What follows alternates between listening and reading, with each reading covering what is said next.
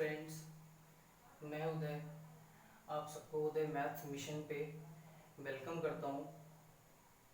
आज number system की दूसरी क्लासेस है। आप सब पढ़ेंगे कुछ कॉन्सेप्ट, कुछ मेथड, कुछ तरीके आप सब पढ़ेंगे।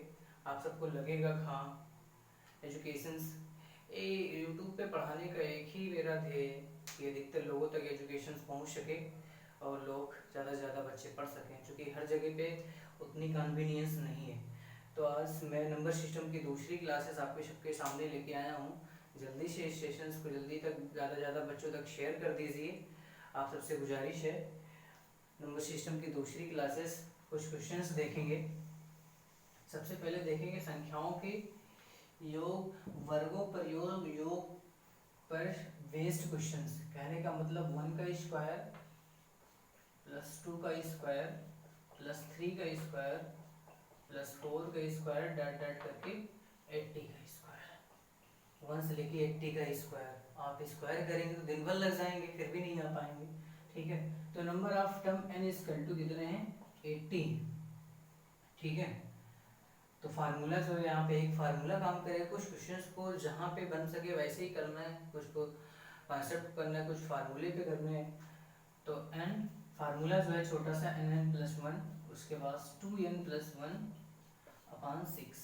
n जो है नंबर ऑफ टर्म है, कितने हैं? 80 हैं, तो n की जगह पे 80 रखा जाएगा।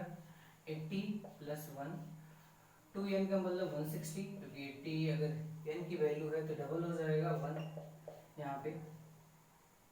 80 मल्टीपल 81 अपान का 6 भी है यहाँ पे, मल्टीपल 161 अपान 6। इस पूरे फंक्शन को जब आप सॉल्व करेंगे तो इसका फाइनल आंसर होगा।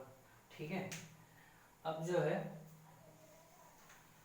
ये तो कॉन्स्टिट्यूटिव नंबर था, एक के बाद एक का स्क्वायर। अगर इस तरह बोलता है सम संख्याओं के वर्गों पर योग क्या होगा, जैसे 2 का स्क्वायर है, 4 का स्क्वायर है, उसके बाद 6 का स्क्वायर है, 8 का स्क्वायर है, 10 का स्क्वायर है, 12 का स्क्वायर है। कितने नंबर है? 1 2 3 4 5 6। तो n की वैल्यू कितनी होगी? 6 होगी। फार्मूला जो थोड़ा सा बदलता है वो n प्लस 1, उसके बाद 2n नहीं होगा, n प्लस 2 हो जाएगा। बाकी पूरा फार्मूला वही होगा। n की वैल्यू तुम्हें 6 रखनी पड़ेगी। 6 प्लस 1 की मतलब 7, 6 2 8, यहाँ पे 6 से 6 गया, 8 7 जा 56, इसका फाइनल आंसर होगा। अगर इस तरह से बोलता है कि विषम संख्याओं पर योग पर बेस्ड क्वेश्चंस, कहने का मतलब तब भी फार्मूला यही लगेगा, चाहे सम बोले चाहे विषम कहे, फार्मूला यही है। अगर कॉन्स्टिट्यूटिव नंबर बोलता है जैसे 1 का स्क्वायर, 2 का स्क्वायर, 3 का स्क्वायर, तो वहाँ पे 2n प्लस 1 हो जाएगा। n प्लस 2 नहीं होगा, 2n प्लस 1 होगा। नीचे तो बेस सेम ही रहता है, 6 ही होगा। अगला अगला क्वेश्चन पे पूरा का पूरा इमेजिनेशंस का खेल है, जितना आप सोच पाए। ठीक है, यदि किसी संख्या में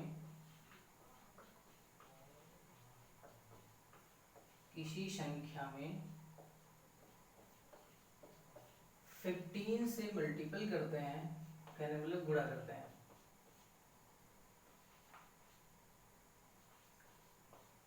तो गुणनफल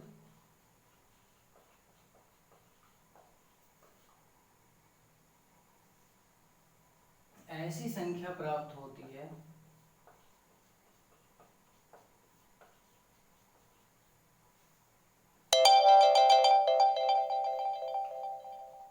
जिसके सारे डिजिट, सारे अंक 5 हैं। कहने का मतलब कोई संख्या है जिसे 15 से मल्टीपल कर रहे हैं, तो जो प्रोडक्ट आता है उसमें सारे डिजिट 5 5 हैं। हमने मान लिया कि x है, इसने 15 से मल्टीपल मैंने किया, तो ऐसी संख्या आती है इसमें 5 5 है। ये नहीं कह रहा है कितनी टाइम्स 5, आवाज तो आ रही प्रॉपर ना? ठीक है, तो x की वैल्यू निकालने के लिए x इक्वल टू 5 5 5 ऐसे डॉट डॉट करके अपान 15, 15 3 जा 45, 10 इधर गया, 105 बना, 7 जा 105। ठीक है, तो 37 होगा, वह संख्या 37 होगी। कहने का मतलब उस संख्या का आगे का 2 डिजिट 37 होगा। आगे भी डिवाइड करेंगे, फिर भी ऐसे सीरीज चलती रहेगी। ठीक है, अगला संख्याओं के वर्गों पे बेस्ड हुए, सम संख्याओं के, विषम संख्याओं के, अब संख्याओं के क्यूब, कहने का मतलब घन किया जाता है। जैसे 1 का क्यूब है, 2 का क्यूब है, 3 का क्यूब है, डॉट डॉट करके 20 का क्यूब है। फार्मूले पे करेंगे जल्दी हो जाएगा, कॉन्सेप्ट पे करेंगे तो बहुत समय लगेगा। डेफिनेटली कोई बुक ऐसी नहीं है इस फार्मूले को, इस क्वेश्चंस को फार्मूले से जल्दी करवा दे। ठीक है, फार्मूला जो है n प्लस 1/2 का होल स्क्वायर। n जो होगा वो 20 रखा जाएगा, क्योंकि नंबर ऑफ टर्म बेशी है, 20 ही है, 20 और 121 हो जाएगा अपॉन 2 का होल स्क्वायर। यहाँ पे 10 होगा, 2 से डिवाइड होगा, 10 का मल्टीपल जैसे ही 221 में हुआ 200, 10 का स्क्वायर, ये इसका आंसर होगा। अगर इस तरह से नहीं आया होगा तो मल्टीपल कीजिएंगे। ठीक है, और इस तरह से हो सकता है 44100, यही हो सकता है। ठीक है, तो उम्मीद करता हूँ आप सब समझ पाए होंगे। ठीक है, अगर नहीं समझ में आता तो वीडियो फिर से रिमूव करके आप सब देख सकते हैं। अगला यूनिट डिजिट पर बेस्ड क्वेश्चंस, मतलब इकाई अंक। बहुत सारे भयंकर क्वेश्चन इसमें बनते हैं। सबसे पहले जब एक्सपोनेंशियल बनता है, चरघातांकीय बनते हैं, तो उनमें करना थोड़ा सा कठिन होता है, थोड़ा सा क्रिटिकल होता है। जैसे 68 की पावर 58 प्लस 1/67, अगर इस तरह से डिवाइड करें तो कभी नहीं आएगा। अगर हम 1 की इसमें एडिंग कर दें और वो लेस कर दें तो क्वेश्चंस पे कुछ इफेक्ट नहीं पड़ने वाला है, क्योंकि 1 से 1 गया कुछ भी नहीं, वही क्वेश्चन ही है। ठीक है, तो इसकी पावर अगर 58 है तब भी वैल्यू 1 ही रहेगी। 68 से 1 लेस हुआ, 67 हुआ, 67 नीचे से डिवाइड हो जाएगा परफेक्टली, कुछ भी रिमाइंडर नहीं आएगा। 1 और 1 ये बचा 2, इसका जो शेष फल होगा 2 होगा शेष फल। बहुत जबरदस्त कॉन्सेप्ट है, बिल्कुल एनटीपीसी वाले सावधान हो जाइए, क्योंकि इस तरह से क्वेश्चन बिल्कुल मेंस में पूछे जाएंगे। इस पे बेस्ड क्वेश्चन में 2-3 करवा दे रहा हूँ ताकि आपसे गलतियां ना हो कभी। 47 की पावर 50 प्लस 5 146, यहाँ भी वही प्रोसेस होगा, 1 प्लस किए 1 माइनस किए, 1 की पावर 50 लिख सकते हैं, क्योंकि वैल्यू तो वही होगी। 47 से 1 की पावर 50 चली गई, 46 पावर 50, लेकिन 46 परफेक्टली डिवाइड करेगा, 5 और 1 6, इसका रिमाइंडर आएगा, शेष आएगा। जो शेष आएगा या शेष फल जो आएगा वो 6 होगा। मैं उम्मीद करता हूँ आप सबको समझ में आता होगा। नहीं समझ में आता है तो आप दोबारा रिव्यू करके देख सकते हैं। मैं MTS 10+2 NTPC ग्रुप डी सारे लेवल को क्लियर करते चलो, कोई बड़ा लेवल नहीं है। दोबारा आप वीडियो को रिव्यू करके देखेंगे तो आपको डेफिनेटली समझ में आएगा। ठीक है, अगला जो क्वेश्चन है 157 191 143 133 में कह रहा है इकाई अंक बताओ। अगर कहीं भी किसी भी डिजिट का लास्ट वाला यूनिट डिजिट अगर 0 है तो इकाई अंक 0 ही रहेगा, इकाई अंक 0 होगा, क्योंकि 0 सबको मल्टीपल करके सबको 0 कर देगा, मैथमेटिक्स का हीरो है वो। ठीक है, दूसरा क्वेश्चन पावर पे बेस्ड क्वेश्चन, जैसे कि 143 है की पावर 195 है। इस तरह के क्वेश्चंस में बिल्कुल बहुत सारी दिक्कतें होती हैं कि जब लास्ट में 3 होता है, तो यहाँ पे तुम्हें देखना है पावर इवन है कि ऑड है। ठीक है, अगर ऑड है कहने का मतलब तब यूनिट डिजिट इकाई अंक इसका 7 होगा, अगर इवन है तब 9 होगा। ये तुम्हें देखना है, 3 की डिविजिबिलिटी तो पढ़ी है आप सब, वहां से पता चलता है, क्योंकि 2 बार जब मल्टीपल होगा तो 9 होगा, फिर 3 बार 9 या 27 तो 7 हो जाएगा। ठीक है, इस तरह से। एक्सपोनेंशियल में जब आता है थोड़ी दिक्कत क्रिएट करता है, लेकिन इस तरह से अगर तरीके आपको पता है तो जल्दी से आप माइक्रो सेकंड में भी इस तरह का आंसर बता सकते हैं।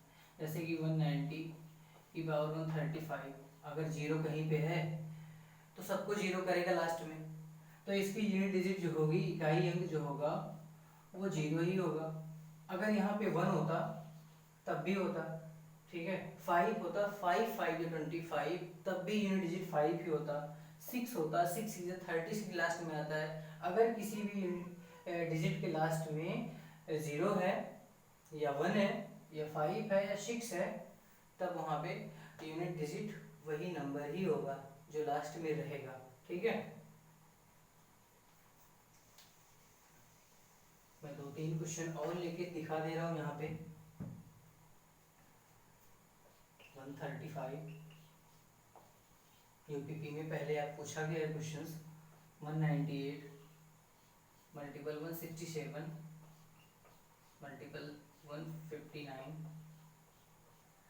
133 का यूनिट डिजिट क्या होगा। तो सबसे पहले तुम 3 डिजिट के नंबर है, यूनिट डिजिट का मल्टीपल ही करना होगा लास्ट में।